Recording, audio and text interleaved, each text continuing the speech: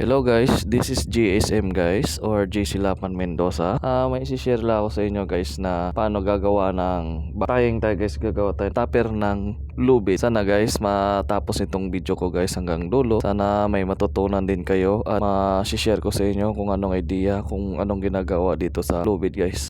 Lalagyan ko muna ng tape yung duluhan guys para hindi magkabulol-bulol o buhol-buhol yung lubid. Ang gagawin ko pala dito guys, i-backsplice natin. Papakita ko sa inyo. I-pass forward muna natin guys para hindi masyadong mahaba yung video natin guys. Dito guys, natapos ko na lagyan yung mga dulo na ng tape guys. At yun nga guys, simulan natin. At una-una guys, susunugin ko muna yung duluhan para yun nga hindi mabuhol-buhol. At saka diretso yung pagnatay natin guys. Mamaya guys, ipapakita ko sa inyo paano natin gagawin yung backsplice guys. See ya!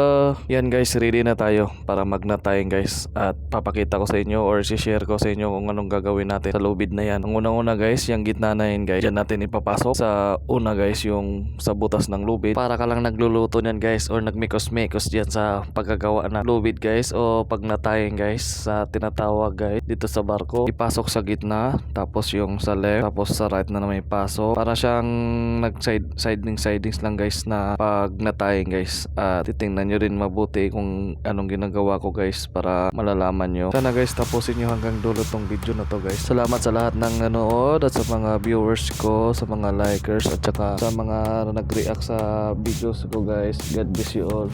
Maraming salamat.